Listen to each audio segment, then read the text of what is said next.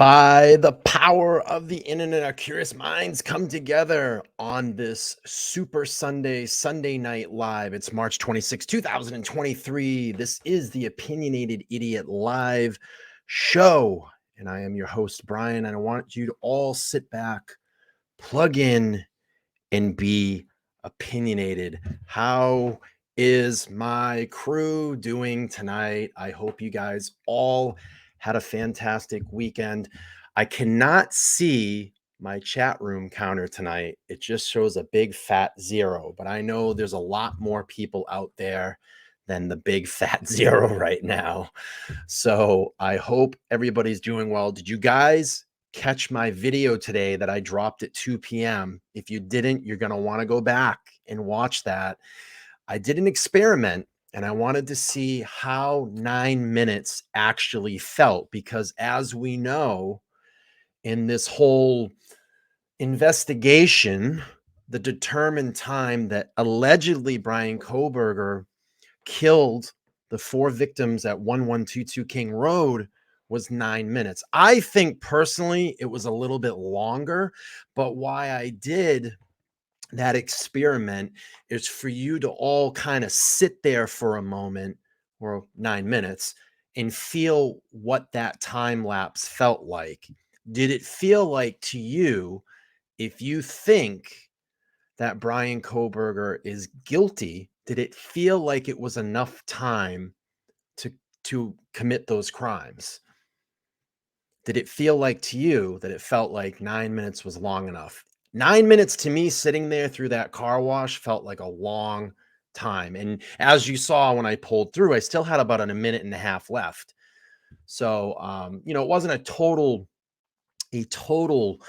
calculated experiment. It was just something to gauge time. But I felt like it was enough time. And I'm going to do more of those experiments. I'm going to try some different things. But personally, I think it's more than 9 minutes. I really do. I think he had more than 9 minutes. But let me get back up here to the chat. There's so many people in here today, and I cannot see my counter. I only have a 0, and I know that the show will build as we go on, because we usually hit about 200 people on Sunday nights. And I see everybody here. I see Crazy P is in the house. I see a little Messy is here. I see Wild Cherry is here. Billy is here. Amber is always here. Thank you so much. Chris Pepper in the house as well. We have Teresa as well. Firefly is here. Danielle is here. Oh, look at this. We got the Drunk Turkey Show in the house, guys. If you haven't gone over, please go over, support them. They're fantastic. Their channel is amazing. They do really great stuff. And you guys know that I've collabed with them before. We need to do something again soon, dude. Daniel, reach out to me. Let's do another collab. The audience loved when we were together. Let's do something. Let's get another another collab going. Susie's in the house. We got, I think I saw Dr. Bob is in the house too. We have Diane here. Thank you so much for joining in. And Terry as well is here. Terry says 9 minutes is a long time, especially when you don't want to get caught doing something. Absolutely. Absolutely. Listen, guys, we're going to do something fun tonight. We're going to get into the heart of the show here in a minute, but I want to let everybody know we're going to do another giveaway this evening. I'm going to do a Chick-fil-A $10 gift card. Oh, and look at this. We have Opinionated Idiot merch right here. We have coffee cups in the house. I'm going to give one of these away to a lucky subscriber as well tonight. We're going to do our little card game like we always do. And we'll give away one of these opinionated. I'm going to see if you guys can see it here. Opinionated mug. It's double-sided, which is awesome. And if you're interested, you can go over. I'll drop the link to my merch store. If you don't win one tonight and you're interested in grabbing a coffee mug, you can do that as well. All of that helps support the channel. Let me just grab the link really quick to my merch. Let's see. Where's my merch store? Where's my merch store? Hang on, guys. I don't like to keep pausing in the show here, but where's my merch store? Hang on, guys. I'll drop that link in a second. Let me just pull that up. And we got a lot of stuff to get into tonight. I don't know if I'm able to get through all of it. So maybe we divide the show. We come back on next Sunday and do a little bit more Kohberger talk. But I'm going to drop the link here Let's see. Waiting, let's see. Drunk Turkey says, for sure, bro. Waiting for a Friday that blew us off. Yeah, absolutely, dude. Anytime you want to come over, we'll hang here. We'll have you back on here. I love your perspective, Daniel. And I think a lot of our views, if I think that is Daniel that's in the chat, but I think a lot of our views kind of match up. And I really, your investigative work is amazing. Obviously, you have the law enforcement background. And I think you have a lot to bring to this case. And your videos have been great. I love the two-part series you did on defense. I think that's really good too. Guys, go over and support Drunk Turkey. You guys know who he is. I mean, you know who those guys are. Daniel, Jaime, and Blue. Go over and support them. They're really, really great. Yeah, it was a very fun show. I love working with those guys, and I definitely want to collab with them again. So we got the okay. Daniel's going to come over and hang out again. We're going to do that. So, guys, tonight, my show here, we're going to get into a little bit. I've gained a lot of controversy over the last couple of days. A lot of people either love or hate me. A lot of people love the show. A lot of people hate the show. A lot of people love my perspective. A lot of people hate my perspective. We're getting a lot of love and hate in the comments. And I just want to throw out there some ways to, a proper way to look at evidence in a case. Listen, I here on my channel, as you know, I'm very open to everybody's perspective on this case. There's no right or wrong answer in this. And I was getting a lot of shit when I had Subconscious Mouth on my channel. When you did the call in, a lot of people said, or not a lot, but there's a few people in my comment section during that call were saying that I treated him with a lot of disrespect. Disrespect in the sense of how I let him talk for about 98% of that call. I might have challenged him a little bit on some of his, I guess, banter, because that's what you do. You banter on a call. You're not always going to have the same perspective. You're always going to have objectives when looking at evidence, or you may agree. And that's what we do here. That's why we have opinions. That's why this show is called The Opinionated Idiot. We're all idiots. We all make opinions. We all do, have different things. But I don't think that I treated Subconscious Mouth with any disrespect. Just because my views don't line up with his views, that's not disrespect. That's just having an objective or having a different frame of mind about this case. And that's fine. What he talks about on his channel is his. What I talk about on my channel is mine. What Drunk Turkey talks about on their show is theirs, but it's their platform. And this is my platform. And I can talk any way I want on this platform because it's mine. And you're either going to love it here or you're not going to like it. Everybody's not going to like my content, but a lot of people do love it and they love being here. I saw a $5 super chat from the Drunk Turkey Show. He said, hey, hit and like and subscribe. We love it. We love it. We love it. Thank you for the $5. I appreciate it. Cash, homie. Straight cash, homie. We love it. We love it. We love it. We love the Drunk Turkey.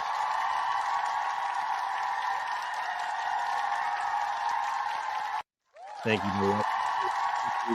Thank you so much. So, that's I don't think that I treated him with any disrespect. And the funny thing about it, I actually emailed him afterwards and I said, hey, if you want to come on the show and bring back, what you had to talk about, I'm perfectly fine with that. I actually was going to do a stream like I did with Drunk Turkey with him. And he said, I'd rather not. I'd rather just call in. I said, that's fine.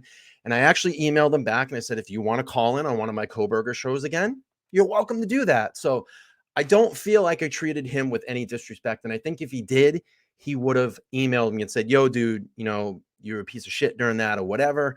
I don't think we did. I think we were perfectly fine. So guys, I want to this evening get into, now that we're kind of past all that.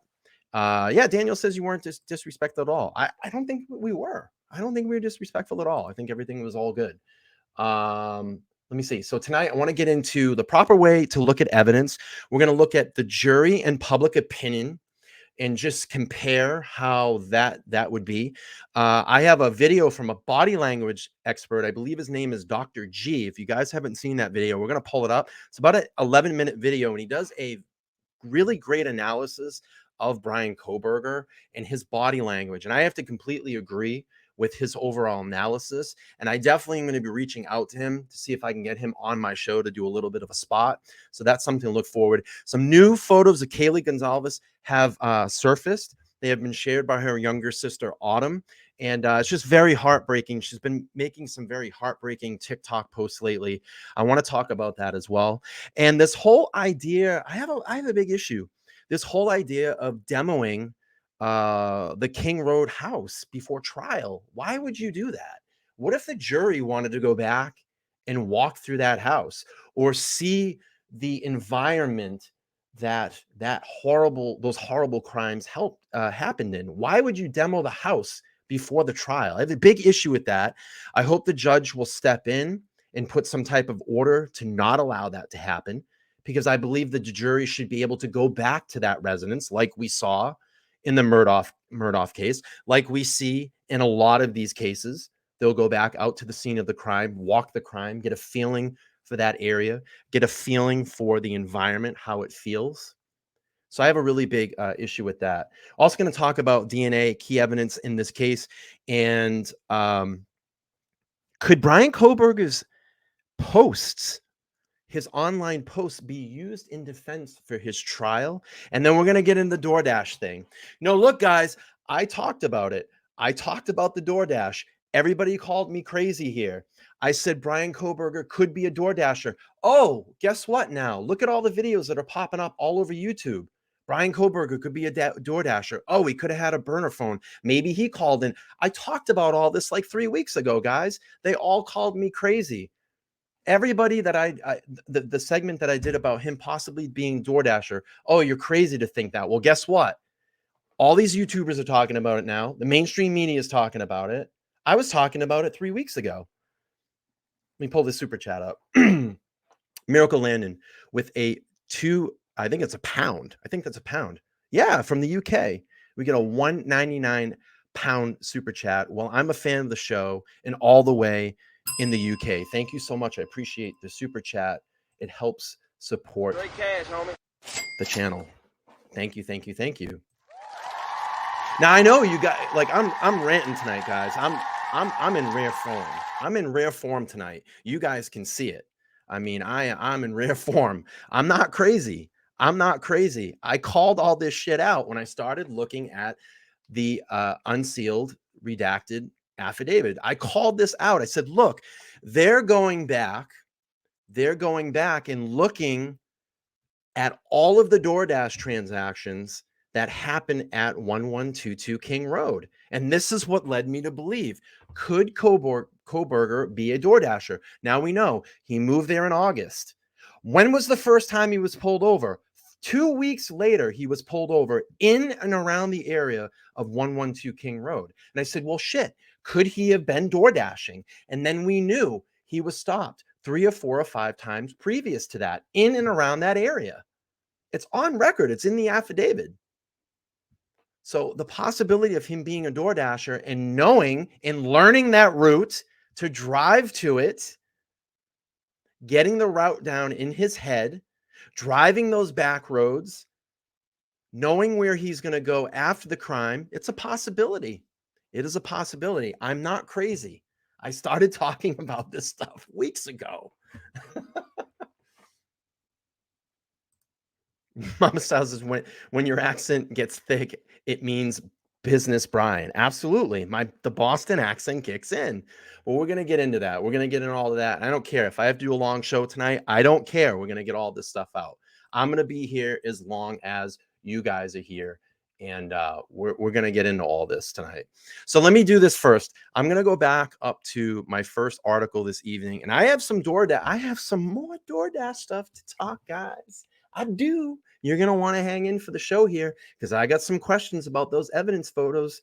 I got some questions of some of the photos that have been leaked already. And you know that DoorDash bag that I'm talking about. I got some questions about it. We're going to talk about it. We're going to talk about it. All right, let's do this. Let me pull up my first order of business. I want to look at I'm gonna do this first. Hang on. Let's get this out of the way. Let me bring up this, and if I can properly share my screen. I just want to go through, I want to go through a little bit here to set the tone for the haters out there, for the haters. All right. We'll get the hater stuff out of the way first. We'll get all the hater stuff out of the way first. All right, let's do this. I'm going to bring up, oh, that's the wrong tab. I don't want to bring that tab up. I'm fired up tonight, guys. I'm fired up tonight. It's Sunday night. You know how I am on Sundays. I get fired up. I'm super fired up tonight. All right, guys, I want to look at this first. Let me pull this up so I can actually read it here. And I'm going to bounce into my, what tab am I doing here? My media tab. That's not going to work. That's not going to work, Bardsley. Come on. All right. So here we go. Let me just increase this. All right. So what I want to look at here is when looking at evidence in a case, it is important to approach it with an objective and unbiased perspective. Here's some general steps to follow when analyzing evidence. And I wish I could just increase this a little bit. Oh, I can. I can. Let's bring that up. Let's bring it up because my old eyes cannot see anything. I need some glasses. I need some glasses. So looking at evidence, all right, so one, we want to identify relevant evidence, determine which pieces of evidence are relevant in a case at hand. This may involve reviewing documents, interviewing witnesses, and conducting experiments. I just conducted experiment. If you guys haven't seen the video, go back and look. Did Bryan Kohberger is 9 minutes enough time for Bryan Kohberger? You guys can go back and watch that after the show. So number two, you want to assess with credibility of the evidence. Evaluate the reliability and accuracy of the evidence. Consider factors such as the source of evidence, the methods used to obtain it, and whether there are conflicts of interest. Number three, analyze the evidence. Examine the evidence in detail, looking for patterns, inconsistencies, and any factors that may affect its relevance or credibility. Number four, we want to formulate a hypothesis. That's what we do here. We formulate hypothesis. We formulate opinions. We talk about it. We discuss it like any scientist or any lawyer. We have to go through the scenarios when we look at the evidence. And that's what we do here. We report on the evidence here. We're not crazy. I'm not crazy by doing this. I do it with respect, and I do it with respect for the victims and their families. And the defendant's family. We have to treat that with respect too. He's not convicted. He's only a suspect. He has his due. He has his day in court. Right now, he's still innocent. But a jury of his peers will judge him and pass down the judgment. 199 super sticker from Alejandra. Did I get it right? I think I did. Buxton. She got a 199 super sticker. Great cash, homie. Great catch, homie. Thank you.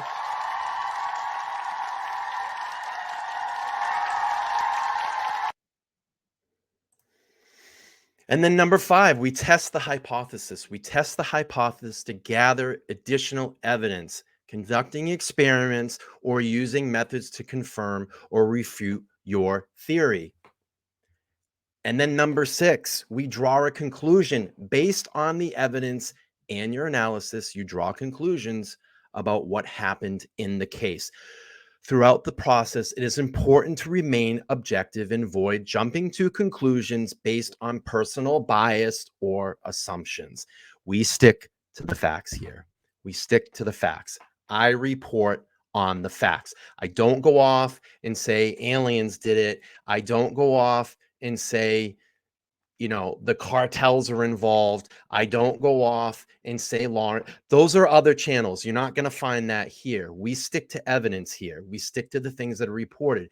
We can look at it and formulate objectives and opinions with what's out there. But if there's no cartel, there's no law enforcement, then you ain't gonna get that with me. If I hear something that's been reported or it's been released, then we'll look at it. We'll look at it. All right, guys, moving along here real quick. So jury and public opinion.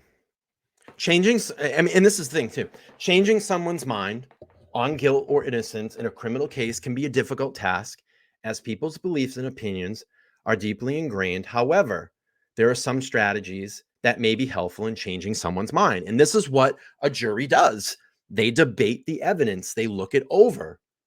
This is what public opinion is. You look at the evidence, you debate it, and you judge it. I know there's people out there that completely think that Bryan Kohberger right now, as we sit, as this day, from day one in this case, when his name was even mentioned, is innocent. I am not going to change your mind.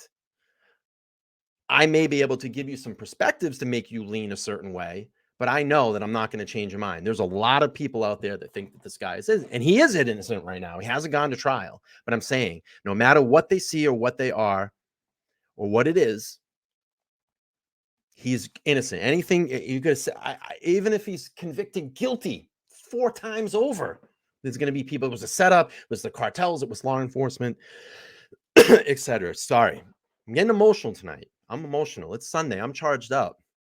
I'm charged up tonight, guys. All right. So number one, starting with common ground. Begin the conversation by finding areas of agreement or common ground with a person who's trying to persuade. This can help build trust and establish a positive tone for discussion. We're going to listen actively. Listen carefully to the other person's concerns and perspective and try to understand where they're coming from. This can help you address their specific concerns and tailor your arguments accordingly. Use the facts and evidence. Use reliable, variable facts and evidence to support your arguments. This can help counter any misinformation or misconceptions of the other person may have. Be respectful, remain calm, respectful, and professional throughout the conversation. Avoid personal attacks or insults. This can be counterproductive and damage to your credibility. We're going to address emotions. Emotions can play a huge role in shaping people's beliefs, and opinions. Addressing the other person's emotions and concerns can be an effective way to connect with them and build trust. We have to appeal to values. Consider appealing to the other person's values or belief. For example, if they value justice and fairness, you can argue that a particular verdict or outcome would be the most just and fair outcome based on evidence. It is important to recognize that that changing someone's mind on a criminal case may not happen overnight, but it may take multiple conversations and gradual shifts, the other person's belief over time. Be patient, respectful, and persistent in your efforts, and focused on building a constructive and respectful dialogue. And that's what we do here on the Opinionated Idiot Show. That's what we do. So I just wanted to kind of bring a little bit of that up there before we get into the meat and bones of the show. And I have some stuff that we'll go back into there a little while later in the show. So what I want to do now is look at this body language expert. If you guys haven't seen this, I think you're going to find this video to be really interesting and helpful in the sense of this. Let me just pull this up and get past. So this is a YouTube channel. His name is Dr. G Explains. And if I can get this video to play properly, we'll pull this up. Let me get past these commercials. And this is about an 11-minute video. And I think you guys are going to find some really valuable information in this. And we'll... Hey everybody, Dr. G here. I'm a licensed clinical psychologist and body language expert. And today we're going to be examining the body language of Bryan Kohberger. He's been accused of brutally murdering 4 college students in Moscow, Idaho. Now, the footage of him is fairly limited at this point, but we're going to look at everything that we can find, including his arraignment and the body cam footage when he was pulled over after the murders had occurred. Before we get started, I wanted to remind you to like and subscribe. All right, let's go. We're going to start with a very brief video of him getting escorted into the courtroom. What you're going to notice is a complete absence of emotion. This is going to be a theme throughout what we talk about today, but here you can see it very clearly. If you watch, as he's walking, there's absolutely no emotion. What's interesting, you look at the people... And it's funny that he, the first thing that he's touching on right now is no emotion. And I said this in the very beginning, back weeks ago, When we started looking at the photos, the eyes, the face, when you look at all these people, the Bundys, the Dahmers, the Gacy's, the Ramirez, the Night Stalker, Manson, well, Manson was very animated, and he just did that because he knew the cameras were on him at all times. But what was it? The eyes, the face, the expression. This guy has zero fucking cares. Zero cares. People around him, the police that are escorting him, they're looking around. They have some expressions on their brows, on their mouths, on their face, but he is completely absent and devoid of emotion. And this is a very important theme.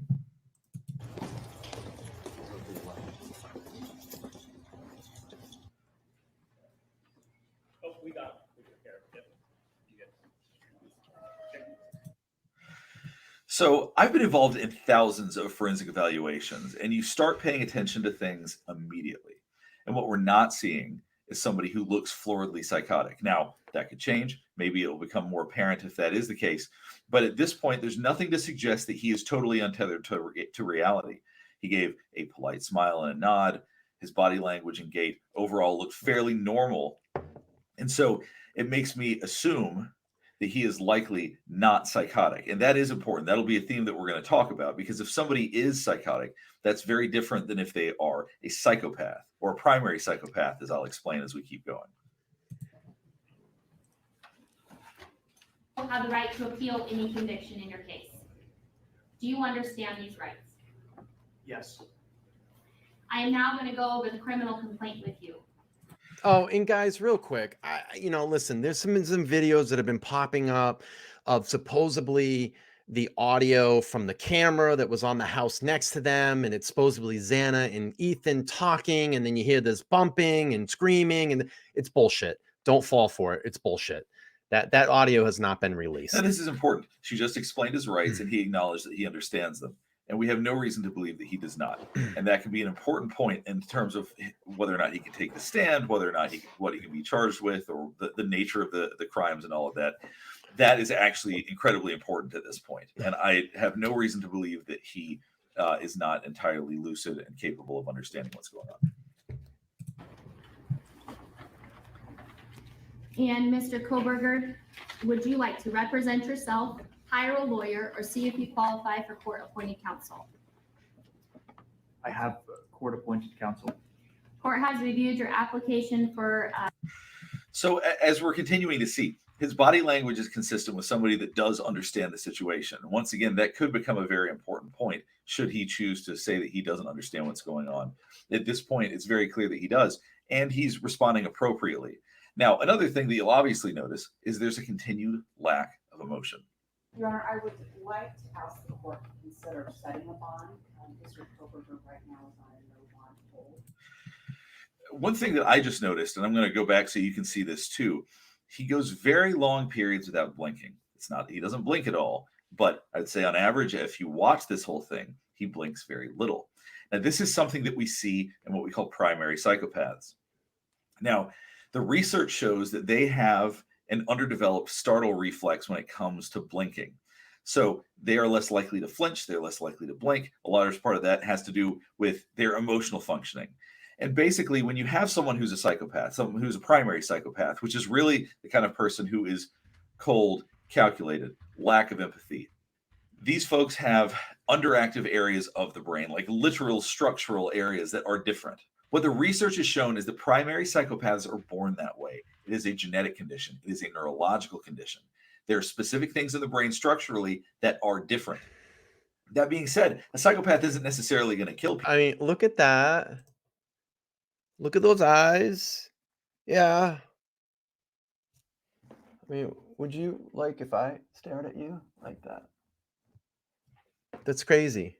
Those are crazy eyes. Or hurt people. That's but like what they are. That's like the girl that won't go away. She has those crazy eyes. Going to be capable of exploiting others. They're going to lack honor. That is going to be a very strong deficiency of theirs. And so what we see with psychopaths is we see them able to exploit and con others and feel nothing about it. And that's because they're parts of the brain that are literally different. The amygdala, for example. Okay, the amygdala connects fear and memory. So people with anxiety, for example, they have overactive amygdalas. Their amygdala works too well. Now, what we see with psychopaths is their amygdala is deficient. It doesn't react as strongly. So they don't have as much fear. And on top of that, the part of the brain that handles empathy is also underdeveloped. So they literally are incapable of feeling adequate empathy. So when you look at him and we watch him for just a second, we go back and watch him blink, Your Honor, I would. or watch his lack of blinking. There's no blinking. There's a stark lack of feeling, a stark lack of emotion that most people have. Most people have at least some expression, some reaction. And the reason that we can identify psychopaths sometimes, or we know that something feels off, we may not know they're a psychopath, but we know it feels wrong, is that their face is not working in concert with what they're saying or with the environment. Sometimes I wish I did. Or looking in certain ways, or they're not moving their brow or moving their mouth. We know that something feels off. And if you've seen pictures of him, or if you've seen any video of him like we're watching now, he has a very flat affect. An affect is just emotional expression. It tends to be very even keel and very flat. It doesn't seem. Now, this is a licensed psychologist and body language expert. So this guy's not bullshit. He went to school for this. He's incapable of demonstrating emotion, but it seems like his experience of it is very, very low. It's a limited request as I don't have enough information. We are new to the case. We haven't reviewed very much in the way of information about it. Being provided notice of these. All right, now here's something I want you to look at. Now, right now, it appears as though his eyes are kind of dilated. And that's a little bit unusual because it's a very bright room. So your eyes dilating is when they open up. And so the reason this is curious to me is that there's really only three things that I can think would make your eyes dilate in a situation like this. One would be feeling anxious, although that would usually only last for a couple of minutes, 2 to 3 minutes most, because that would have to do with the surge of adrenaline, and then they would probably go back to normal. So this far into everything, I find that unlikely. Possible, but unlikely. The other would be medication. Certain types of stimulants can cause your eyes to dilate a bit. You can see this sometimes in interviews with celebrities. You can tell what they've been up to because of how dilated their eyes are. I don't know whether or not he's on any medication right now, and I don't know if that is possible. But you know that could also be a determining factor. The other one, which is a little bit more disturbing to talk about, is attraction or arousal. That's another reason that your eyes can dilate. If you're to understand the mind of somebody who is a psychopath, you know, if he committed these murders and is indeed a psychopath, the things that they think, the way that they feel is so fundamentally different than the way that the rest of us feel. It can be very hard to understand. It truly can be. So if we try to apply how we think or feel about things to someone who's a psychopath, it does not apply the same way as you might think. And so I'm curious what is causing his eyes to dilate. It could be any number of things, and maybe, you know, maybe it's possible that that's an illusion based on low quality cameras or something like that. I don't think so. It appears that they are. But I just want you to keep in mind, as we watch this, as the hearing comes, and, you know, I'll be covering a lot once the actual trial starts. There's things like that we're going to look for. Very small things that can be very meaningful. They can give us insight. I'm going to go back so you can see that again and see if you think that his eyes are actually dilated or if I'm misreading that. Document be provided to you, Mr. Kohberger, by way of being provided notice of these documents. You'll get a copy of these no contact orders. Will you do? So as you can see, when he got up, he pushed his chair back a little bit. He has a lot of awareness of what's going on around him. And once again, this is so important because if the evidence that they have against him is completely irrefutable and he cannot realistically fight this, and he goes for the insanity plea because they have him dead to rights, and he just... Because you can see the sides of his eyes in that video, Teresa. If you go back after this, I'll drop the link to this video. You can actually go back. His eyes are not blinking, and you can see the wideness of his eyes. It's almost taking the whole white of his eye out.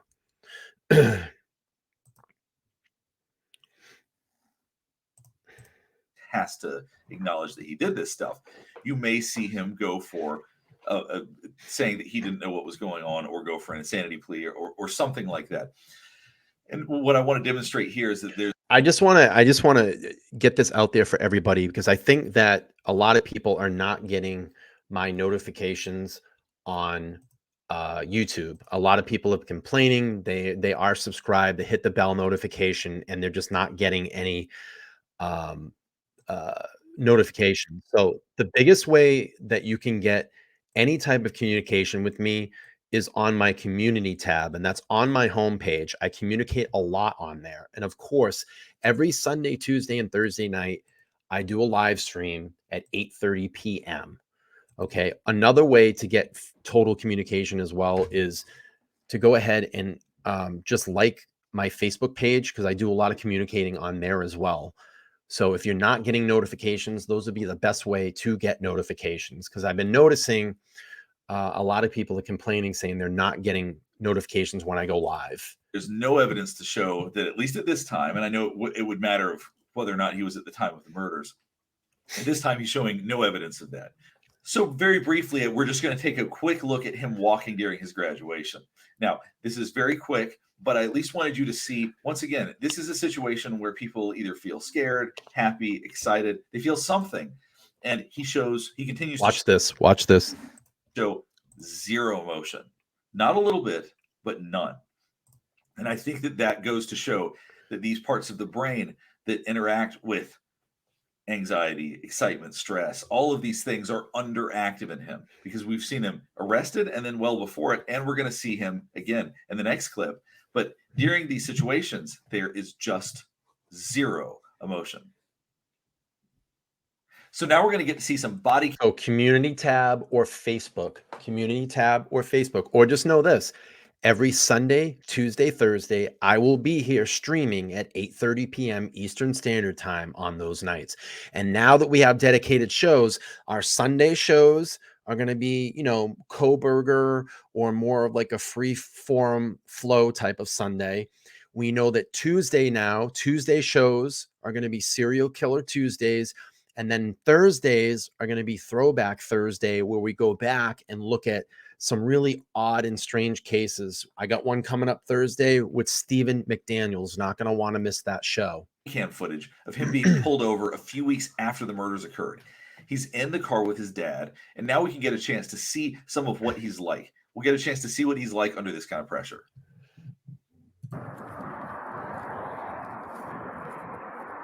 Hello.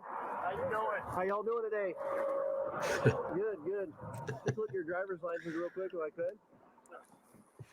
See, he's right up on that van, man. He's right up. Now you'll notice I mentioned blinking earlier. He's staring very intensely. He is not blinking at all. And he hasn't for a few seconds. I'm going to go back so you can watch that again. But when the policeman first comes up, there's a polite smile, which is pretty much what you would expect. It's a stressful situation. Just to answer AZ.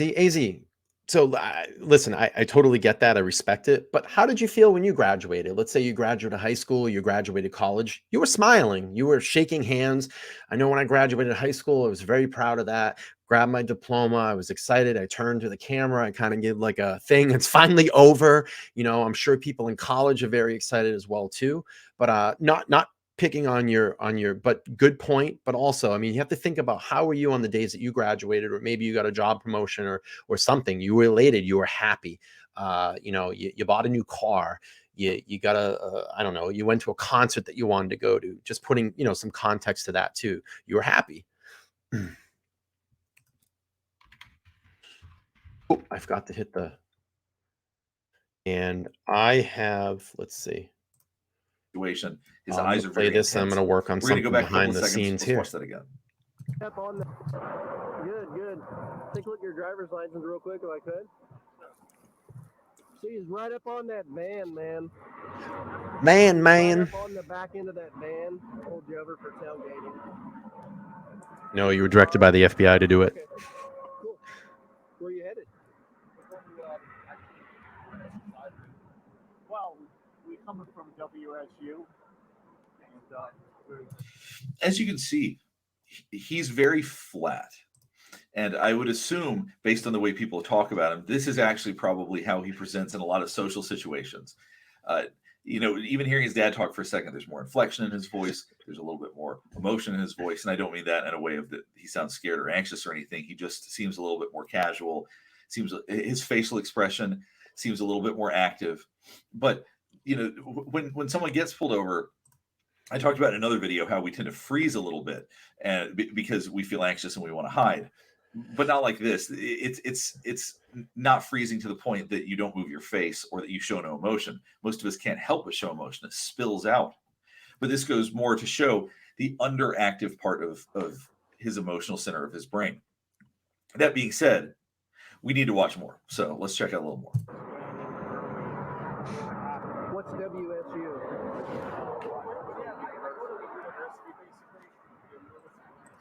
I got 81 people watching and only 55 likes. Let's get this up to that 80 mark. Let's get it to 80, and then hopefully we can get it to 100 by the end of the night. I like to have 100 likes. That's what the YouTube algorithm likes.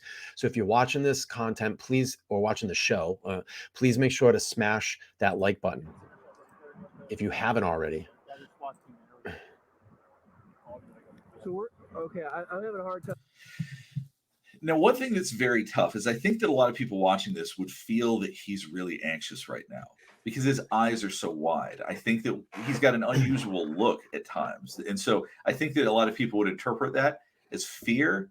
And maybe there's a level of fear on it, but not the level of fear you would think of someone who just committed a quadruple homicide, not that long before, a few weeks before. So he's remarkably cool under this pressure. And as we're going on, he seems to be becoming more and more loose. Not that he ever gets particularly loose, but he seems a little bit more comfortable. I'm hearing you because of the traffic. So you're coming from Washington State University, and you're going where? Oh, okay. The intensity of his gaze is interesting because it's not that you wouldn't look at a police officer who's talking to you. I mean, I think that there's a certain level of politeness that comes with when we're talking to people, looking at them. But his is more of a stare. It is a direct stare. He doesn't move. He just looks straight ahead and just stares. And the intensity of that, I think, speaks less to the situation and more to how he normally is. We're slightly punchy because we've been driving for hours. Hours, days. We're driving. Well, almost a day. Okay. And what did you say about some SWAT team thing? Yeah, there was a man. Now, the one thing you're seeing is he keeps looking forward. And I think that head signal is him saying, I want to get out of here. Because this is what we see with body language oftentimes is when people want to get out of a situation, we try to point our bodies the direction we want to go. This is no mystery. This is not that hard to see. You see people do it all the time. Is that when we're trying to exit a situation, we tend to face the door like, yeah, I want to get out of here. And he keeps looking ahead because I think that he is trying to stay calm while also trying to focus on getting out of this situation. Where his dad is a lot more casual about it. I mean, nobody likes being pulled over, but he just seems to accept that it is what it is. I don't think his father has any concept of the kind of danger. 100%, Amber. 100%. Where? Good analyzation of that. I thought that as well, too. Mm-hmm. So see how his father's looking forward. I was talking about how Bryan Kohberger wants to get out of there, and he keeps sort of like quickly looking ahead. His dad is just casually looking around, which is because his father's not staring at the police officer. He's looking around, which is a little bit more typical of what we would expect. But with psychopaths, they tend to stare intensely. They tend to stare through people. I said that on a video actually about Alec Murdoch, where on the stand, he's a very different kind of psychopath than Bryan Kohberger. And I'm probably going to do a video contrasting the two because they're two different types of psychopaths and they both fit the profiles quite well. Y'all work at the university there? I actually do work there. Okay. But do me a favor, don't follow too close, okay? All right. So what we've seen is that he's able to engage in conversations. He's not floridly psychotic right now. In other words, he's not just completely untethered from reality. So I hope that's not their defense, especially if they have a really airtight case. I'm not saying that would be their defense, but it shouldn't be because as we're seeing, there's no evidence to suggest that at this time. Mikey S says, I'm not a shrink, but I know that he didn't take off either time, and it takes some kind of emotion to go absolutely psycho rage, hate, lust, or anger of some sort. And then he says, I would think, no. Well, look at how calm Bundy was. Look at how calm Gacy was. They blended in with society. Gacy blended in with his neighborhood. They thought he was the most nicest guy in the world. Always let people in the house, hang out. Bundy, with that smile, very kind. They blend into society. Dennis Rader, BTK killer, blended in with society. These people know how to channel in their emotions, and they know how to use them. Look at Dahmer. Channel his emotions until he got people back to his apartment.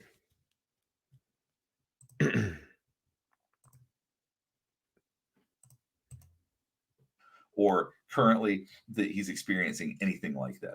Once again, if you like content like this, please like and subscribe. On top of that, please keep commenting. So that's going to be the end there of that video. If you guys want to go over, the channel is Dr. G Explains. Go over, give him a like. Gosh, I wish I had those 18,000 subscribers. But go over, give him a like, and he's going to be doing more Kohberger content. So I'm looking forward to him doing that as well. Oh, when I wanted to show really quick, and I know this is kind of doctored. I kind of looked at this really quick, but I mean, we'll just listen. It's a doctored video, but this is getting some reactions of people graduating. I would seem that it would probably be very normal. I'm not going to play this music so I don't get whacked, but I'll just give you a minute perspective here. And again, I get it. It's being made. Maybe they told people to kind of, gussy it up a little bit for the camera, but I think there's some natural reactions in there as well.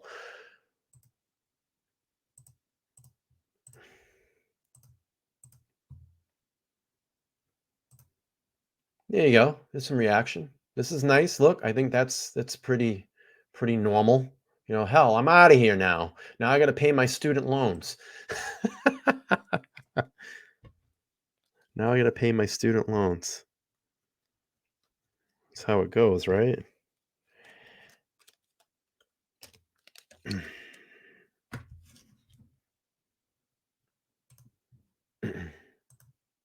Oops. What'd I do? So that was a video from Berkeley College. But I just want to give you guys a little bit of some perspective, and I want to update the big board while we're here. So we're getting close to 3,000. We're getting close to 3,000, Army. We're getting there. 2934 right now. So I just gained 5 new subscribers during the stream. I appreciate all the new subscribers. Make sure to go down, join, hit that bell notification, turn it on. So every time I go live, you guys will know. If you don't know and you're not getting the notifications, Sunday, Tuesday, Thursday, 8:30 p.m. Eastern Standard Time, we're always here.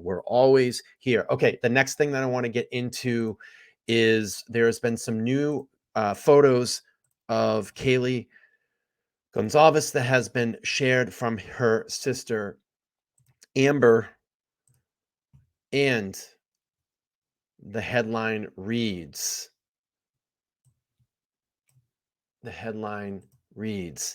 "In denial, Idaho victim's devastated sister speaks out in heart-wrenching post and shares new pics of Kaylee Gonzalez before murders."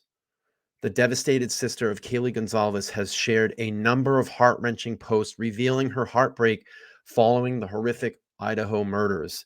Kaylee, 21, was taken from her sister when she was killed alongside best friend Madison and couple Xana and Ethan, both last November. And here's some new photos that have been shared. Kaylee's younger sister Autumn on the left, and she posts emotional videos in the wake of the horrific Idaho killings. Autumn, the younger sister of the victim, shared a new picture of the two tight-knit siblings in a TikTok and a quote saying that a person shouldn't be able to take your spark away. The clip then flashes to following pictures of herself alone, visibly upset in the wake of the killing. She captured the post saying she wanted her old life back. In another emotional video, Autumn revealed that she used to go to her sister during tough times. Oh boy. She is seen walking through her home as the audio track references being in denial. The viewer then sees a picture of Kaylee smiling with her best friend Madison. The clip ends with the devastating lyric, "What about the plans we made?" A third TikTok features tragic quotes about loss, including, "On my silent day, I miss you a little louder, and we will see each other again." Autumn also shares old photos and videos of her beloved sister as she begs for just 5 more minutes with Kaylee in a devastating clip. Kohberger stands accused of stabbing the 4 students to death inside the rental home in Moscow, Idaho campus on Sunday, November 13, 2022. Cell phone records show that Kohberger visited the crime scene 12 times since June 22. I'll get this out. Believe me, I promise, Army. 2022, with the most recent being the morning after the murders. He went back to the scene. The suspected killer walked free for around a month after authorities descended on the family's home in Algorithmic, Pennsylvania. And this is why I go back. And this kind of connects that whole DoorDash thing. Was he a DoorDasher? He was in that area 12 times. He moved there on August 1st. I believe the date he was first pulled over within miles of King Road was like around August 12th or 13th. It was only 2 weeks after he'd been there. And we know what college kids do. They need extra money. They pick up a small job. DoorDash. I know some students that I used to work with. They used to do Lyft and rideshare in between their classes in around the city area to make some extra money while they're waiting to go to their next class. Well, why not DoorDash? Why not think of this as a big plan? You're planning this before you go out. You want to commit this crime. What's the closest way to stake out residencies? Get a DoorDash job. Now, again, I'm only speculating. I'm only giving you my opinion here. I'm only giving you my thoughts. You can call me crazy. You can call me an idiot. Or you say, hey, maybe you're on to something here. But we're going to get a little bit more into this.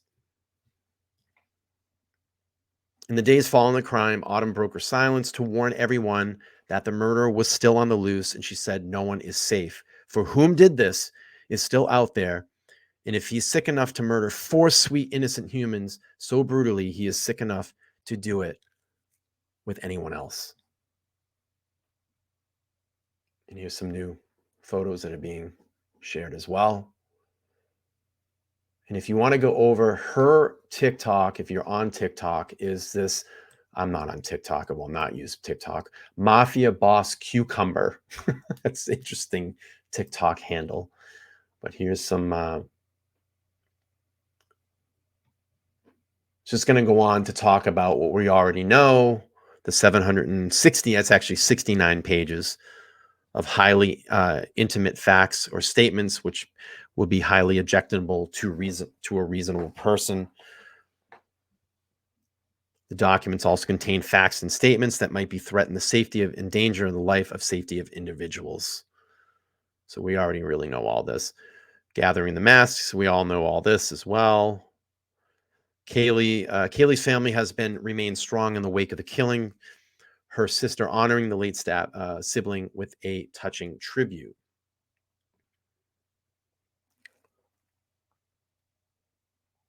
Olivia, sister of 21 years old of Kaylee Gonzalez, made the heartfelt homage when naming her daughter last month. The newborn baby girl's middle name is Maddie Kay. That's a beautiful name. Appears to be direct tribute to Kaylee and her best friend, Madison Mogan, who was also killed just months ago. Before her death, Kaylee was set to graduate early from the University of Idaho and already moved out of the home where she was killed. She returned to see her ex-roommate, Mogan, and attend an early party with her parents, Christy and Steve, revealed in January. These girls were best friends since 6th grade and inseparable, Christy said of Kaylee and Mogan. Here's some more pictures as well. Can you just give me 5 more minutes?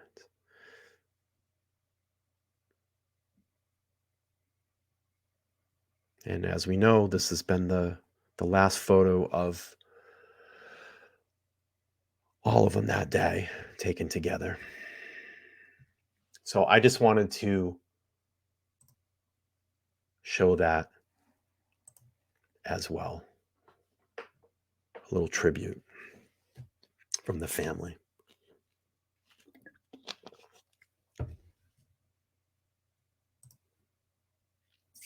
Okay. Next up, let's look at. I got an issue with this one, guys. I got an issue with this one.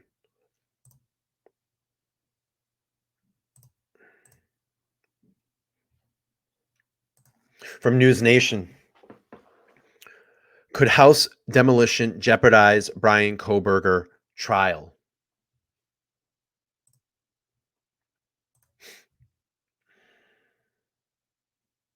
Just move this tab. Hold on, guys.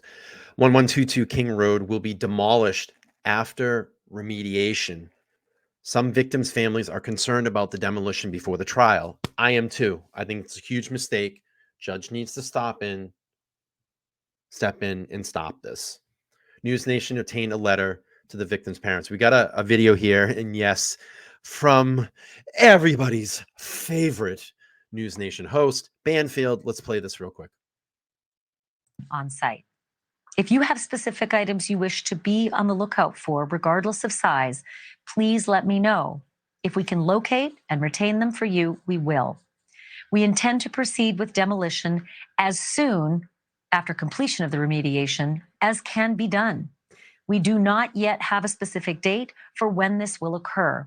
We will notify you of the demolition date in advance so you are not caught by surprise by media report. What the fuck is this huge rush to demo this house? Listen, I understand a tragedy happened there. We haven't even gotten through a case. Put a fence around the area, block it off, build a wall around it. I don't care what you got to do, but leave it there until this trial is complete. One, it can help the victims in this case. Two, let's just say Kohberger is innocent. It could help him in this case. I think that house still holds a lot of tremendous value in this case. It allows the jury to go there. Like I said at the beginning of the show, it allows the jury to go there and get a feeling for that environment, to get personal eyes on it and look and see. Could this be possible? Could one person do this? Are there other people involved? Is there something there that no one didn't see yet? Take some notes, go back and think it over with the jury, the other jurors. In the interim, we are making every effort to respect the dignity of your loved ones, and our activities will be done outside of media scrutiny as much as possible.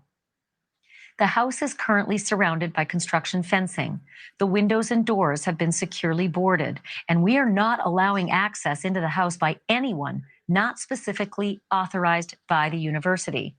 Anyone authorized to enter the house. Oh, we got a little.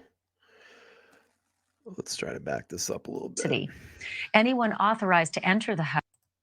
Oh, I don't think we're going to get it. We got buffering. I feel like we're back in 1995. Let me skip ahead here.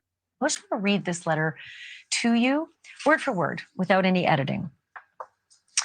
Okay, it begins this way. I am the acting general counsel for the University of Idaho and oversee the legal services for the university. I have to disagree, Terry. I have to disagree. I don't think this is media. I don't think this is hype. It's a very important issue.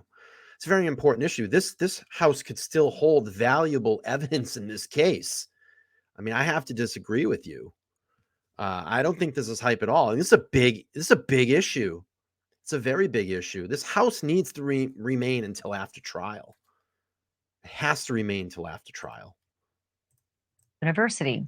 I first want to express my condolences to each of you for the tragic loss that you've suffered. I greatly appreciate the positive manner in which you have interacted with the university in the aftermath of this tragedy. I am writing to communicate to each of you regarding the university's plans for the house at 1122 King Road. As was conveyed to you, in most cases, if not all, houses are preserved. Crime scenes are preserved. There's actually, if you go back and look, I can't remember the name of the documentary. It was on Netflix. It was about a husband and wife, I believe, in North or South Carolina, maybe Georgia. He was a writer, and his wife ended up dead, and he was supposedly by the pool, and she fell back down the stairs, and there was blood all over the wall. They preserved that crime scene for like a year, like 2 years, so they could go back and reference it. And the jury actually went there and looked. And I believe at the end of the movie or the documentary, they came up with this owl theory that they think that the lacerations on her head were due to an owl actually striking her, and this has been documented in that area before. I can't think of the name of the documentary. If anybody knows, you guys can drop it in the chat.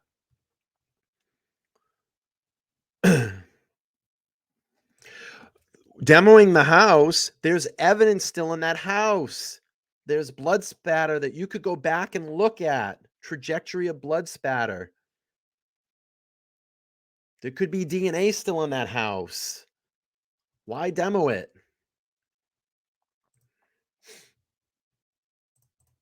by Dean of Students Blake Eccles, the homeowner gifted the house to the university with the intent by both parties that it be demolished.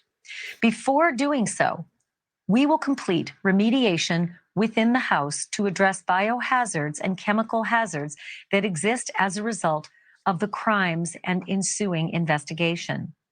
At the completion of the remediation, we intend to have the remediation team gather any items of personal property that do not appear to be contaminated and transfer them to university personnel who will take these items to a secure off-site location for representative members of the families to review and recover items of your family members that you wish to keep. Items not selected will then be properly disposed of. This will not apply to large, bulky items such as sofas, beds, or the like, to the extent that any remain on site. If you have specific items you wish to be on the lookout for, regardless of size, please let me know. If we can locate and retain them for you, we will. We intend to proceed with demolition as soon after completion of the remediation as can be done. We do not yet. I think we've already watched this. I'm just realizing that right now. So it says some of the University of Idaho victims' families members are concerned about the demolition of the house where the killings took place before the trial. They are concerned that if the jury wanted to visit the scene of the crime, they will no longer be able to do so. News Nation obtained the University of Idaho's letter to the victims' parents inviting them to retrieve more belongings at 1122 King Road will be demolished after remediation. I want to first express my condolences to each of you for the tragic loss you have suffered. I greatly appreciate the positive manner in which you have interacted with the university in the aftermath of this tragedy. The acting general counsel for the University of Idaho said in a statement to the victims' families. You know, the thing that I think is very disgusting about this and what I'm having a huge issue is the homeowner gifted the home to the university with the intent to be demolished.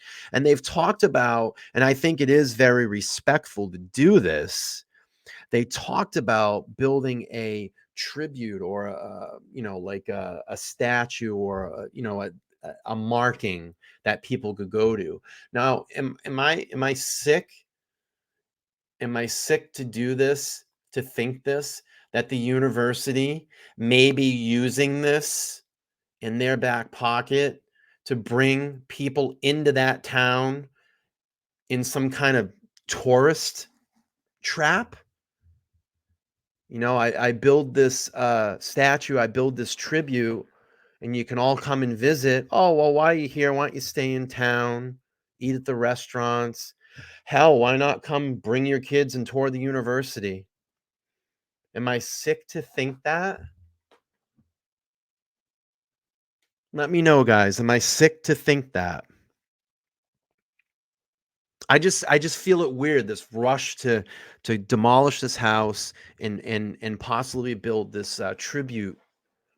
Haven't even gotten to a case. Haven't even gotten through the case. I'm not going to go on to read the statements of the letters here because we already kind of heard it in the video. But it says, once the house is demolished, a memorial and garden will be established according to a February memo from the president of the university. A non-descripted gray house on King Road was in the center of the massive quadruple murder investigation, the stabbing deaths. So I wanted to bring that to attention. I got a problem with it. We haven't even gotten through trial yet, and they already want to crush this house. I have an issue. I got an issue with it, guys. I'm sorry. I tell it like it is. I tell it like I say it like it is. It's bullshit. It's bullshit to me. I got a problem. All right, let's do this. Let's give something away. Let's give something away, guys. I'm ready. You guys ready? Let's give something away. I got you, homie. All right, let's give something away. I'm gonna give away. Where is it? I'm gonna give away. What are we gonna give away? We're gonna give away an Opinionated Idiot coffee mug. Who wants one? Who wants one? All right. What we got to do, simple stuff. If you want to play, you got a couple conditions. You got to be able to email me, and you got to be able to give me an address that this can be sent out to. If you do not want to give me your address, do not play in the game. Don't play. So it's your duty. If you win, you need to email me. And you can email me at theopinionatedidiot@gmail.com. theopinionatedidiot@gmail.com. All right. Let's do this. What we're going to do, we're going to play the pick a card game like we always do. We'll get it there. Pick a card game.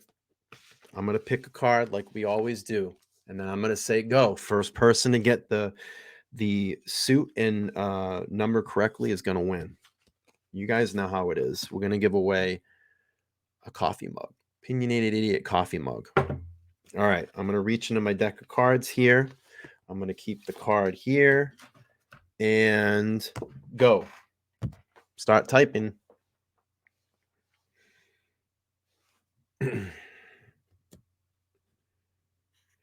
Who wants a mug? Who wants a mug? Nope. No winners yet. No winners yet. No winners yet. Oh, we got a winner. Stop. And the winner is stop. We got a winner. We got a winner. We got a winner. We got a winner. We got a winner. Winner. Chicken dinner.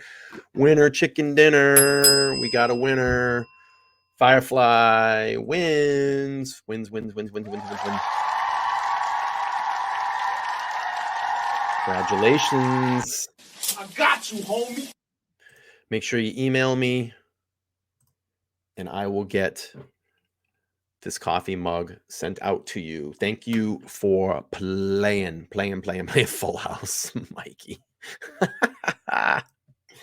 Firefly won. I'm going to put it back in the box here. We'll get that out to you. Probably send it out Tuesday or Wednesday.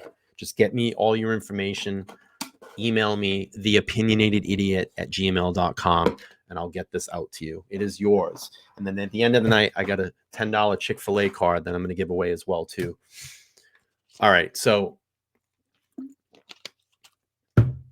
what do I got? What else do I got? What else do I got? What else do I got, guys and ladies? Let's see. Let's talk about some keys to the Idaho crimes. Let's watch this one. Give my voice a break Details for a from the case second. are still emerging at this point, with experts describing Kohberger's white Elantra as a rolling crime scene. Some of the evidence police seized, including a knife sheath left behind at the victim's home, could be the key to a potential conviction. And that home near This is the perfect Of product course, for we're gonna me. get a Makes me feel commotion. so good. I sleep better. My mood, my energy. University of Idaho set to be demolished, and the victims' parents, raising concerns now that the jury will not be able to visit that crime scene in person during this trial. News Nation was exclusively able to obtain a letter the university sent to the victims' families asking them to retrieve their deceased children's belongings. Joining us now to discuss the Kohberger trial, former CIA officer and FBI Special Agent Tracy Walder. Tracy, thank you so much for being here. Thank you for having me, Natasha. So, Tracy, let's start with Idaho's governor allowing firing squad executions, only the 5th state to allow firing squads for death row inmates. There are special circumstances that have to be met, right? And how likely is it that Kohberger could actually face this? So that's an interesting question. As you mentioned, there's only 5 states really now that would have that as an option. And really what I think we need I'll address it to after. remember is that is in response to the fact that the drug that is used for lethal injection has become scarce, and there have been issues with the administration of it, resulting in people not passing away right away, having these kind of torturous deaths, which really is a violation of their constitutional rights. And so that is why they added this other option. There's been a little confusion as to, was this added because of Kohberger? No, it was not. It's really in response to this shortage of the lethal injection drug. Look, if he gets the death penalty, is this on the table? Absolutely. But we would need to look at what the supply of the lethal injection drug is, because it wouldn't be administered as a choice to him. It's an if this is not allowed thing for him. Okay, understood. And help us understand what experts mean describing Kohberger's white Elantra as a rolling crime scene. So, I've always felt that the car was the key to this case. And I've said that really all along. I figured once they found the car, it would really lead them to the suspect. The car, they did say in that warrant that became unsealed that the car really had been disassembled completely by law enforcement. And I really do think we have to remember when he got done. Let me just throw this out there. How can I say this? Why was he out cleaning his car at like 2 o'clock in the morning and taking all of that and then dumping it in his neighbor's garage? Why? Why would you? I don't do that. I don't go out to my car at 2 o'clock in the morning, clean it, and then take my rags or whatever I'm wiping down and go across the street in my neighbor's dumpster and drop it there. Why? Let me just throw that out there. Allegedly committing these crimes, he got back into that vehicle. He had to have been bathed in some kind of biological evidence, microscopic biological evidence. And I do think that I think a lot of people underestimate touch DNA as well, too. I mean, we've talked about that a bunch of times. The testing is getting so much far more sophisticated, so much more exact. Listen, I know that touch DNA is not 100%. I know that they're gonna try to chop all that down, but we haven't even seen the forensic analysis of computers in GPS systems and of his phone. You're gonna see all of that during the trial if this goes to trial. So keep that in the back of your mind. So a lot of people just go on and just think that it's the DNA evidence. You got to think of all the digital forensics as well too that are going to be used in this case, as we saw in Murtaugh case. There's a lot of information still out there, and there's a lot of information out there that we don't know. evidence was still kind of hanging a lot out of in the evidence nooks that and is not crannies of known. his car, to the point that he would have had to have taken it apart himself in order to make all of that biological evidence go away. And so I really do think that is what is going to be the most damaging and the largest amount of ammunition that the prosecution has in this case. And we did see it was potentially significant in the Murdaugh trial when the jury was able to visit the site of the crime in person. Do you think that in this case, the victim's parents are rightly concerned that a jury will not have the option to do that if the house is demolished?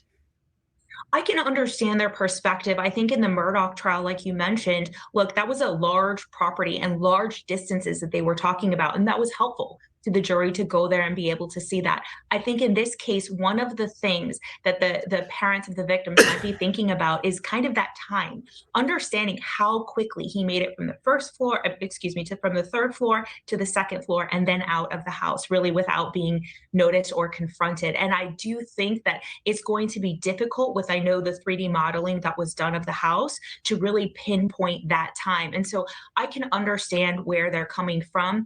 However, I do think that the 3D models are going to provide an excellent representation to the jury of the crime scene. All right, really appreciate that, Tracy. And we're learning a little bit more from a source here at News Nation about Kohberger's actual experience as he's being held at this point, being considered a maximum security inmate. We know that he is allowed to take phone calls in jail and that he's allowed to have headphones for privacy so that investigators cannot listen in to his calls. Does that detail surprise you at all?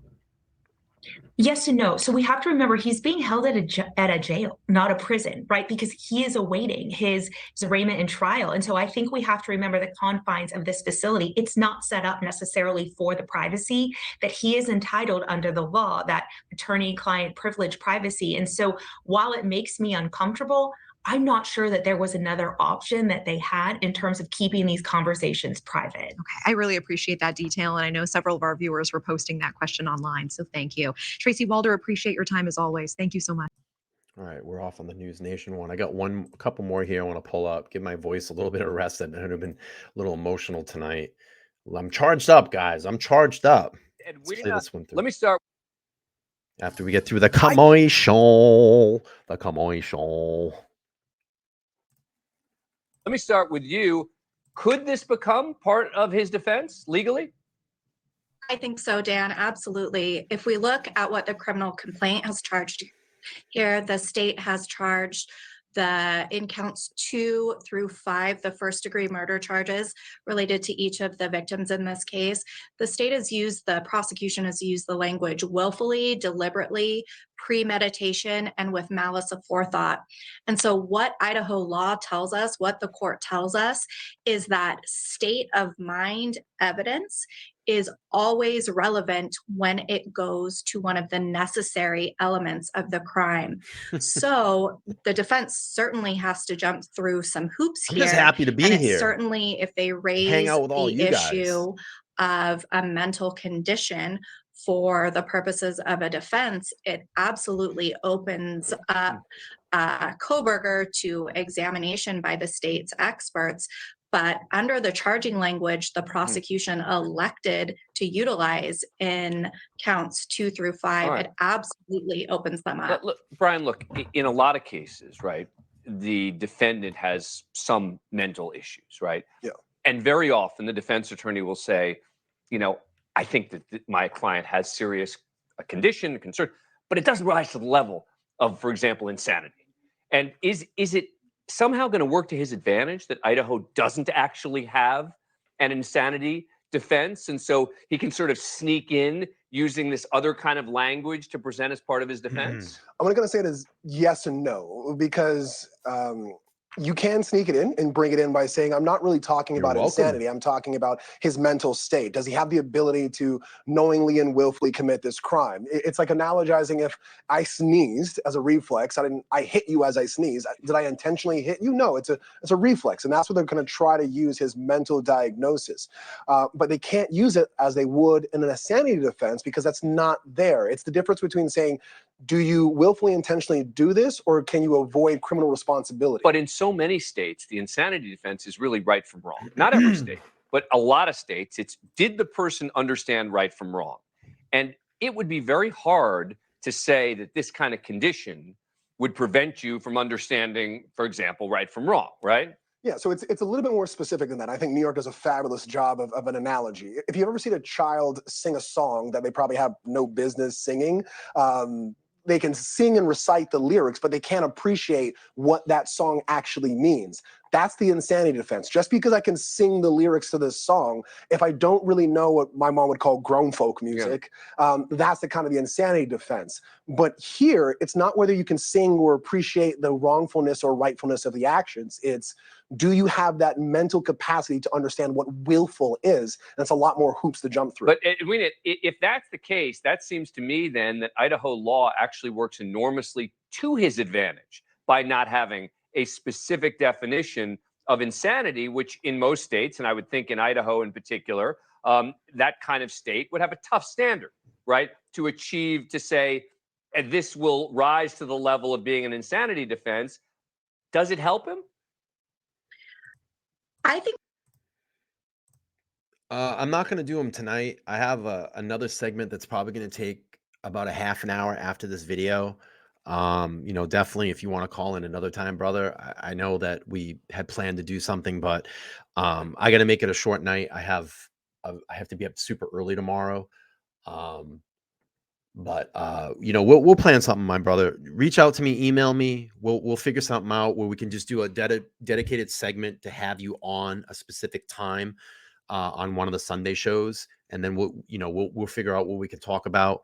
But we'll plan that out and have you call in at a specific time. I kind of want to get through the program tonight, but we'll figure something out. You have my email address, brother, and reach out to me. We'll get something going. I promise you. I think if they can meet the statutory threshold, and what is important about this is the defense doesn't get to sneak this in. This isn't a trial tactic. Under Idaho law, the defense has to put both the court and the prosecution on notice 90 days, at least 90 days in advance of the trial, that they intend to raise this defense. Right. When I said sneak it in, I didn't mean like literally they weren't going to tell anyone. I meant sort of legally sneak it in, meaning as opposed to just going directly and saying, my client is legally insane. Because Idaho doesn't have this insanity law, what I meant by sneak it in was they can use the language of the statute in Idaho to kind of use a back door to effectively make the same argument. Correct. I would agree with that. Absolutely. Yeah. And it's interesting that there is this condition that is new. How would that play in the fact that it's not a sort of well-known condition? You'd have a major battle of the experts here, right? Yeah, it's not like PTSD where many of us know that. I don't even need to tell you what the acronym is. Right. But you've got to lay the groundwork for what this is, just like you did in your show here. You tell us what. I never heard of this condition. You show us you tell us what it is. You show us the example. You show how it could affect, and you do the little bits and pieces. Thank you for watching. Go to newsnationnow.com. All right, that's that segment there. All right, so what I want to do is finish this up with DoorDash and talk a little bit more about that. And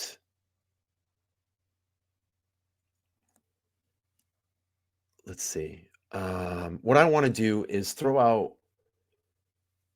some theories. These are just thoughts. They're theories. There's nothing that I'm in concrete. So I already know the sound clip's going to be cut here and say, oh, opinionated saying this, opinionated saying that, blah, blah, blah, blah, blah, blah, blah, blah, blah. These are just theories. I'm throwing these out there. And then I want to bring up some things that I did some investigating. And then I want to talk about one of these photos that we saw with the DoorDash bag with Xana's name on it. All right. First of all, the thing that is still very strange to me, that no one right now in Bryan Kohberger's camp is speaking out for his innocence. Okay. Yes, I know there's a gag order. Yes, I know no one can talk. But believe me, if that was my child, that was my son, I would be speaking out. I would be saying something. I would be leaking some information somewhere. My boy is innocent. Okay. No one has said nothing. Now I want to go back to this theory of what if we think was Bryan Kohberger a DoorDasher? Now, the reason I ask this is we go back and we look at the unsealed affidavit. Now, in there, we know that they're going back and looking back to January of 2001. They want to see DoorDashes. And I figure they're just probably collecting a year's worth of evidence up until the crime was committed. How many DoorDashes were sent to that home? Now we know Kohberger arrived there in August of that year on the 1st, and then he was pulled over 2 weeks later, about 1.5 miles from 1122 King Road, and then was pulled over multiple times in and around that area. Now, to me, if you're pulling DoorDash records, could there be a possibility he was a DoorDasher? He was learning the route. He was driving there. He was driving that route back and forth, finding where his victim was going to be. I don't know. It's just a possibility. I'm throwing this out there. I'm not concrete to this, but I'm just asking. I'm asking all of you. What if he was using DoorDash as his alibi? If he was caught that night, hey, I'm just a DoorDasher. I was just DoorDashing. What if he was the one that called the DoorDash ahead of time to place the order to be delivered at a specific time to use that delivery to gain access to the house? Let's say he had a burner phone. There's been some rumors of a burner phone out there. He called he called in the DoorDash or whatever, did the app for the DoorDash, used this DoorDash to go there, hopefully thinking the door would be open, left open. Now he has access to the home. And I say that, hence being spotted multiple times driving back and forth around the house. Was he waiting for the DoorDash driver to leave? Now, again, I'm not stuck to all of this. I'm not saying this. I'm just throwing out perspectives out there. I'm throwing out opinions, just some ideas to think about, food for thought. Keep in mind, this guy studied criminology. He studied the criminal mind for many years. Maybe he thought this would be the perfect crime, and that the DoorDash guy, or being a DoorDash guy, would be the easy fall guy if he was caught, or to throw off the investigation. I got a problem. DoorDash shows up at 4 a.m. and then 4 people died. We got a problem here. We got a problem. What if BK allegedly had planned this ahead of time, and then it just became a coincidence that the DoorDash driver showed up at exactly the same time when he was going to come into the house? Maybe that threw him off. Maybe he didn't know. It's just a coincidence that the DoorDash guy. And again, I'm not married to all of this. I'm just throwing out ideas for you guys to think about. Now, I want to pull up some things here because I find this to be interesting. Let's pull this up. Hang on. Let me get my presentation ready, because you guys know I like presentations. Let me just pull this up here. Let's do this. We're going to do this. We're going to do this. All right, let me go back. All right. Now, I'm not totally aligned with Reddit, but I wanted to pull this up because I found this to be interesting, because I wanted to kind of find out a little bit more about this DoorDash. So there was a question. It says, crew, help me out. What is all this chatter about Kohberger's use of DoorDash? I last heard there was speculation that he had various apps like Grubhub and DoorDash so he could see where the deliveries were going to, and to use it to track victims' movements. I mean, I don't get it at all. I saw YouTube, we were saying the key is to that DoorDash driver leaving the food. Okay, why is that the key? Did he work for DoorDash? I mean, what am I missing? Please help me out. And I find this to be interesting. On this train of thought, there was a thread a while back speculating whether or not the DoorDash app for drivers, and this is what I wanted to throw out here so you guys saw this. The DoorDash app for the drivers has open information. For example, if BK had a driver's app, could he have seen the order had been placed from that house? And if so, was he hoping the driver would be a suspect to frame the driver, so to speak? And is that why he waited driving around so long before parking and entering the house? And you got someone here that's a DoorDasher. They said occasional DoorDash driver here. It will not show you the address of the house. It usually shows the distance and the location on the map. So if he knew where the house was and he paid close attention, he would have been able to see that the order was placed from the house or that neighboring house. Thank you for the info. Very curious now. Knowing those details could explain the odd driving around of the suspect's vehicle and seemingly waiting, even without knowing the exact house of the order placed, or the person with the app could have been a witness was about to show up. It goes on to say, on DoorDash, you can see what restaurant you're picking up and how far you're going and where it's being delivered. Doesn't show exact address, but shows the map and how far you'll go, and also the state and town before you accept the order. If you accept the order, you can see the name and also the exact address it's being delivered to. I know this because I've been dashing for the past year or so now. I'm not going to go in. I mean, they $234, but I wanted to throw some of this out here. To think. Amber says, I really believe that you were right on it, Bryan, when you first brought the idea. I need more proof. That he was a DoorDash driver. And I want to pull this up now. Let's take a look at the search warrant. Okay.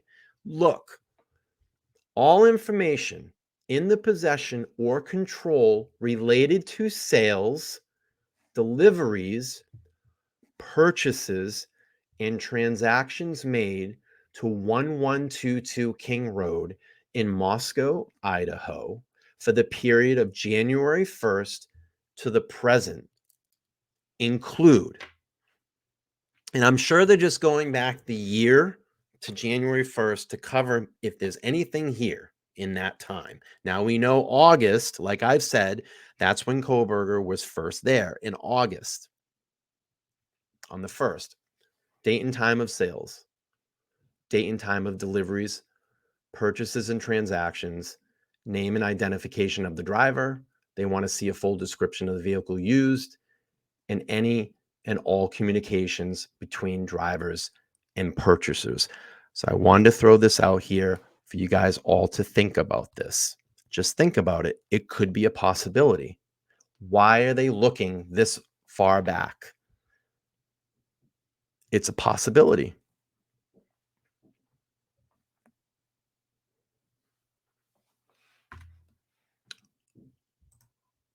Last thing I want to leave everybody with this evening. Let's take a look at that DoorDash bag. I get some questions.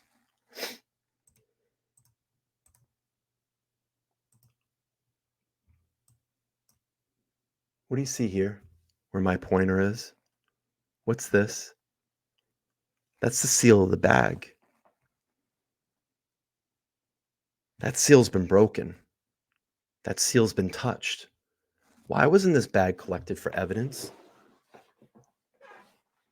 Did Xana just open the bag and throw it and take her food and go back to her room? There could be DNA on that. There could be a fingerprint on that.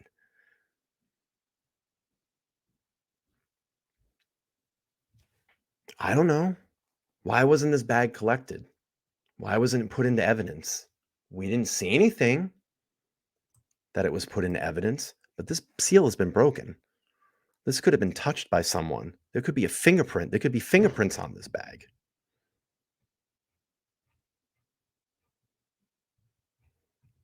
So I don't know. I don't know, Army. Just some things to look at. Just some things to think about as I end the stream for tonight.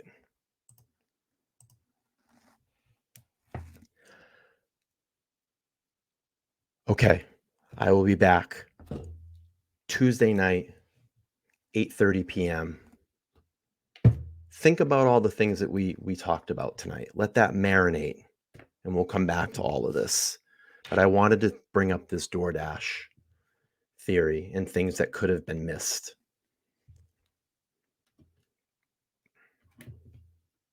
Something to think about. All right, guys.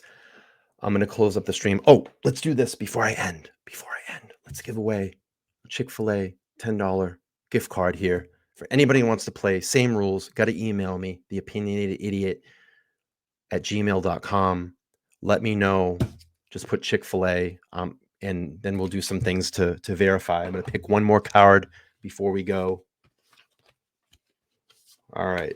Same rules as last time. Go. Start naming them.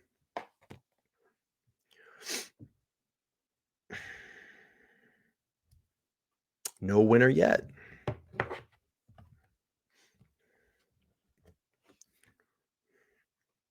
No winner yet.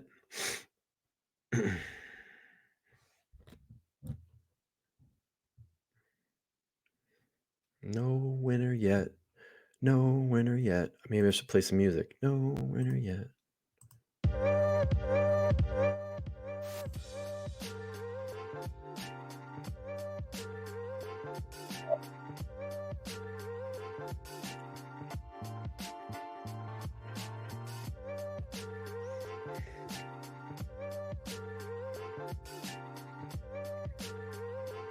No jokers.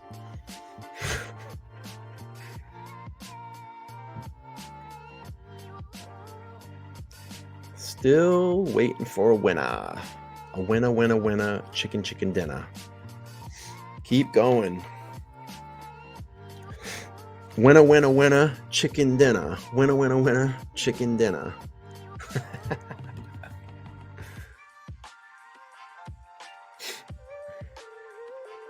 No winner.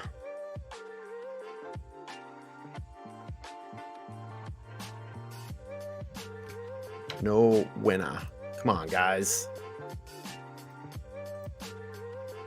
No winner.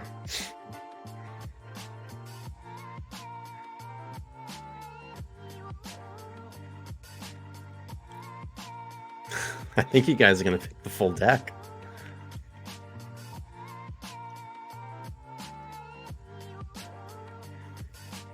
No winner yet. Jeez.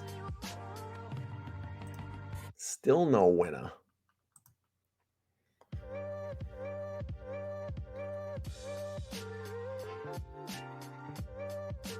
I am not Italian.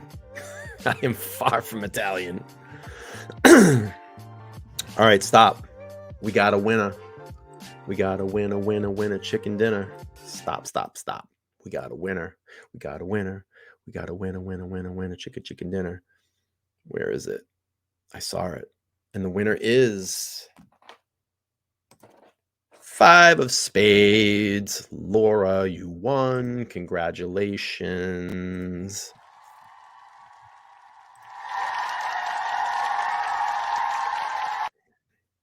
All right, make sure that you email me at theopinionatedidiot@gmail.com.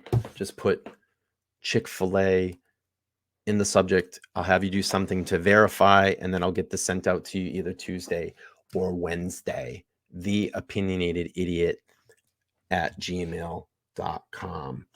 All right, guys, I think that we've had a fantastic show for the evening. We're getting close. We're getting close to 3,000 with all of your help. I do appreciate it. We're going to end the show for the evening. I'm going to get out, get some sleep. I'll be back here on Tuesday. I'm going to drop the link for Tuesday's show. Go in there, hit the remind me button. We're going to talk Ted Bundy on Tuesday. It's Serial Killer Tuesday. Come join us for that show over there. The link is there. Click on that after we close this out. And I'll see you guys back on Tuesday, 8:30 p.m. Eastern Standard Time. I am the Opinionated Idiot. I'm losing my voice. I hope you guys all had a great show. And we'll come back to Bryan Kohberger stuff. Believe me, we will. Maybe we'll do that on our next Sunday show. So Serial Killer Tuesday, Ted Bundy. Thursday, we're going to do Throwback Thursday. That's going to be Stephen Daniels. And we'll come back to Kohberger on Sunday, I believe, because I'm sure you guys are going to have a lot of questions. Oh, by the way, if you haven't already, don't run away yet. Everybody's running out of that round. If you haven't already, go over here. Check out this video that I posted today and give it a watch all the way through. Like, comment. I'd appreciate it. All right, guys. I will see you back on Tuesday, 8:30 p.m. Eastern Standard Time. I am. I'm out. I'm outie. Goodbye.